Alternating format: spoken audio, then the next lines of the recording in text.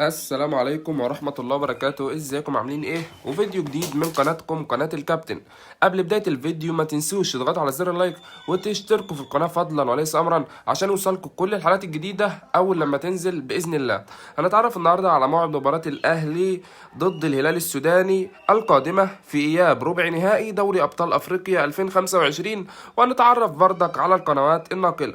وسوف تنطلق صافرة بداية المباراة في تمام الساعة 8 مساء بتوقيت تونس والجزائر والمغرب، و9 مساء بتوقيت مصر وليبيا والسودان، و10 مساء بتوقيت السعودية والعراق وقطر واليمن والبحرين والكويت والأردن وسوريا، و11 مساء بتوقيت الإمارات وسلطنة عمان، وذلك يوم الثلاثاء القادم الموافق 8/4/2025 8 إبريل 2025. وسوف تذاع المباراة عبر قناة بين سبورت القطرية.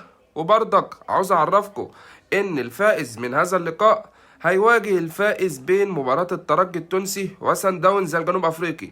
وما تنسوش تتوقعوا نتيجة المباراة في الكومنتات. وكان معاكم الكابتن واشوفكم في فيديو جديد، مع السلامة.